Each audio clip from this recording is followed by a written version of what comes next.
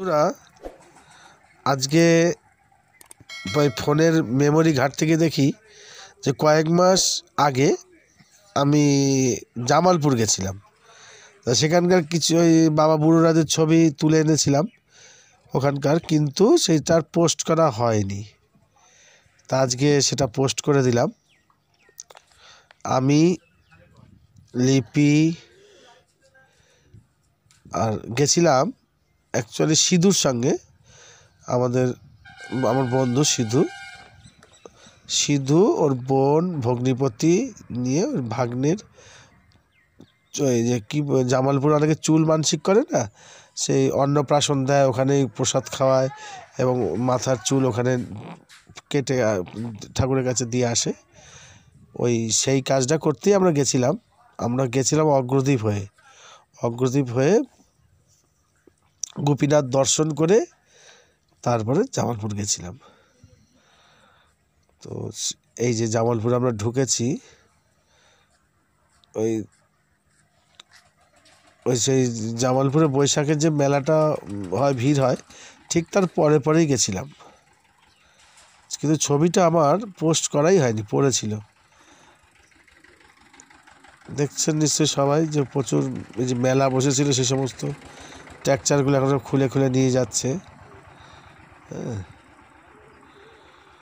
তো সেই আমরা তারপর এই যে এসে গেছি, এই বাবা বুড়োরাজের ঘরে ঢুকেছি। সিধু গেছিল, সিধুর বউ গেছিল সুদীপা, আর ওর বোন ভগ্নিপতি, মেয়ে বাচ্চাটা, আর আমি, আমার স্ত্রী লিপি। তো এখানে পুজো দেয়া হচ্ছে। পুজোটা দিয়ে ঠাকুরমশাইয়ের কাছে অনুমতি নিয়ে আমরা যাব। ওর চুলটা ন্যাড়া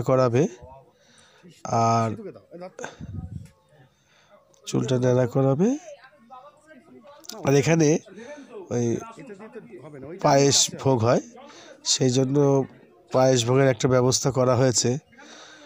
পুজো হয়ে গেলে আমরা সেই প্রসাদটা বাচ্চাকে খাওয়াবো এবং প্রসাদটা নিয়ে যাব।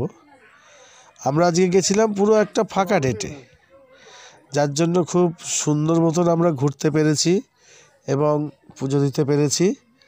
হ্যাঁ, একদমই ফাঁকা ডেটে, মানে সেই অন্য সময় গেলে যে ভিড়টা থাকে সে ভিড়টা নয়। এই দেখেন বাবা বুড়োরাজের মাথায় খড়ের চাল, দেখেছেন? বাবা, অত বড় মন্দির, অত জাগ্রত মন্দির, অত ভিড়, অত আয়োজন, এত কিছু হয়, কিন্তু বাবা বুড়োরাজের মন্দিরের দেয়ালটা মোটামুটি পাকা করা হয়েছে, কিন্তু মাথায় কোনোদিন ছাদ দেওয়া যায় না। ওটা নাকি ছাদ দিতে গেলেই অসুবিধা হয়, খড়ের চালটাই থাকে। আবার এই যে মূর্তিটা দেখুন, ওই যে মাটি দিয়ে লেপা আছে জায়গাটা, মাটির ভিতরে থাকে। খুব ঠান্ডার মধ্যেও বাবা বুড়োরাজের এই প্রস্তর মূর্তিটা, মানে লিঙ্গ ওখানে অবস্থিত, ওর মধ্যেই।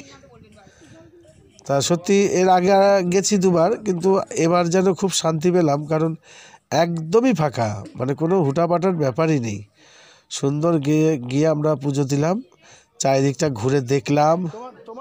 হ্যাঁ, চারিদিকটা ঘুরে দেখাও হলো এবং ভালোই লাগলো আর কি। এত ফাঁকা দেখিনি।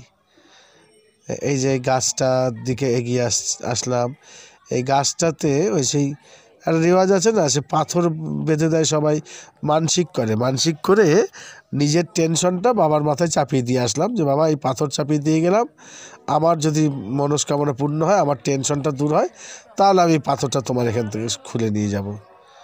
এই সমস্ত একটা প্রচলিত কথা, মানে বহু রকমের সংস্কার এবং কুসংস্কার পাশাপাশি চলছে। তো দেখুন, এটা আমার ঠিক একটা পছন্দর মধ্যে নয়, কিন্তু বহু জায়গায় এই জিনিসটা যে পাথর বাঁধা, মানে যত চিন্তা ভাবনা মানসিকটা বাবার মাথার উপর চাপিয়ে দেওয়া।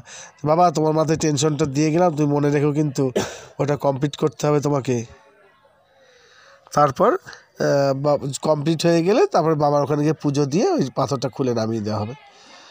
এই হচ্ছে ব্যাপার। এই যে এখানে বলির তসলা, তবে আমি দেখেছি, এর আগে একবার এসেছিলাম, যখন মানে বলি দেওয়ার ডেট থাকে বা সিজন থাকে বা বিশেষ বিশেষ ইয়েছে, তখন শুধু এখানে হয় না, যেখানে সেখানে বলি দিয়ে দেয়, একদম গাদা গাদা বলি হয়। হ্যাঁ, এটা দীর্ঘদিন ধরে চলে আসছে এখানে বলি প্রথাটা, বহু লোক মানসিক করে বলি দেয়। যাই হোক, বলিতেও আমার একটু অমত আছে। হ্যাঁ, কারণ ভগবানের সঙ্গে ভক্তের যে সম্পর্ক, চাওয়া পাওয়া প্রশ্নের মধ্যে দিয়ে আর একটা জীবকে নিয়ে টানাটানি, তো ওইটা আমি একটু অপছন্দ করি। আর একটা জীবের জীবন নিয়ে। হ্যাঁ, বা খুব সুন্দর একটু হরগৌরী মূর্তি পুজো হয়েছিল, পুজো হওয়ার পরে রেখে গেছে এখানে, গোপালগুলো রেখে গেছে, কার্তিক রেখে যায়। কি বলবো, আমাদের সনাতন ধর্মের এই কুসংস্কারগুলো এত জোর হয়ে গেছে যে বলার কথা না। ঠাকুর দেবতা মূর্তি পুজো হওয়ার পর জলে দেব না, সব গাছতলায় ডেঙ্গায় এখানে ওখানে রেখে দেব। হ্যাঁ, কি বলবো,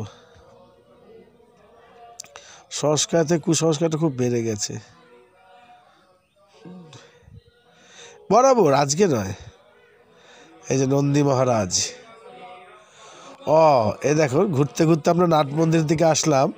তা নাট মন্দিরের মধ্যে এসে দেখি কি, ওই আমাদেরই বেথুয়া নগরীর কয়েকজন পুরোহিত, তার মধ্যে মূলে আছে তাপস মুখার্জি, তার সঙ্গে আরও কয়েকজন আছেন, ওই বিশেষ কিছু মানে কবচ সংস্কার বা কোনো কাজের জন্য জামালপুরে এসে কাজটা করছে।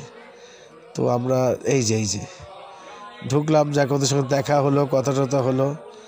ওদের কাজ শেষ হওয়ার পর আমরা একসাথে চাটা খেলাম, কথা বললাম, তারপরে চলে আসলাম।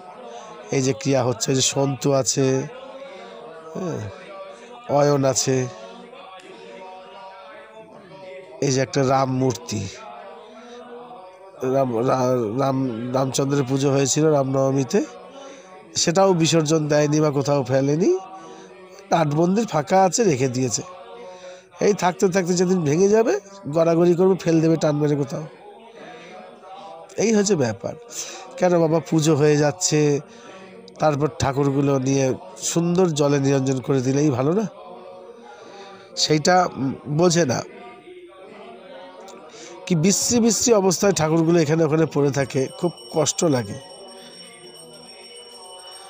আচ্ছা, এই দেখুন, এই নাট মন্দিরের এক সাইডে এই ভিতরটায় রাধা গোবিন্দ এবং পঞ্চতত্ত্ব নিত্যানন্দ মহাপ্রভু মূর্তি আছে, এখানে পুজো হয়। এটা ওই বাবা বুড়োরাজেরই প্রাঙ্গণের মাঝখানেই, ওই নাট মন্দিরে একটা পাশে।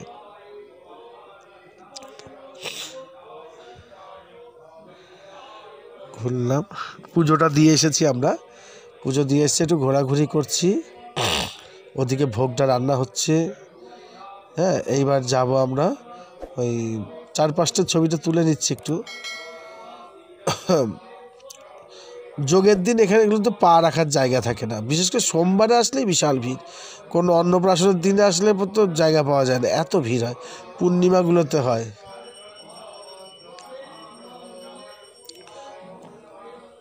তো এই যে এইবার আমরা যাচ্ছি ওই যে ওই পাশটায়, যেখানে চুলটা কাটা হবে।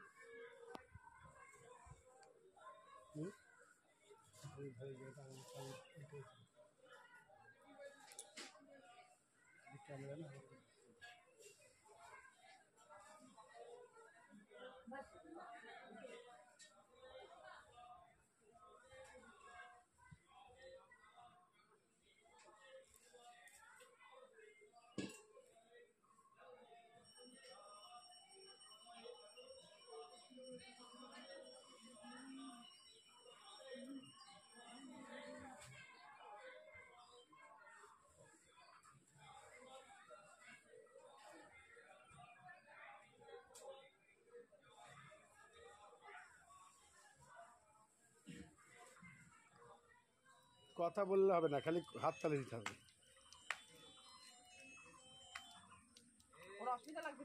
ওই শুনো, এই হাতটা শুধু ধরলে হবে, মাথাটাও তো একটু ধরার দরকার না? চুলগুলো মুখে পড়ছে না,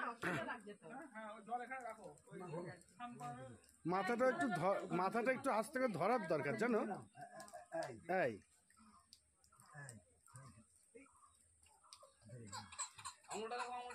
কাটলো নাকি? দেখো আঙুলটা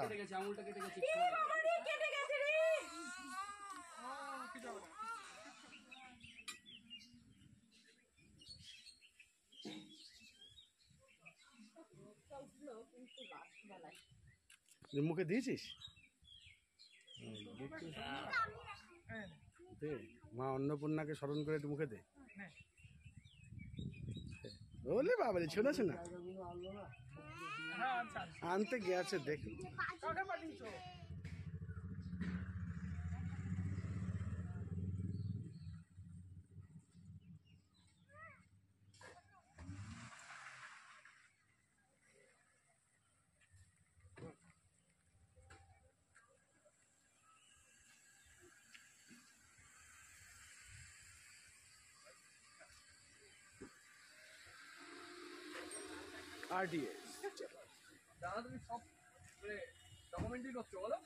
আমি একটু ছাড়ি যে, বুঝেছিস?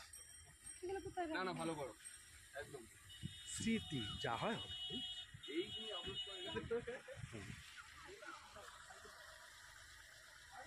টাটা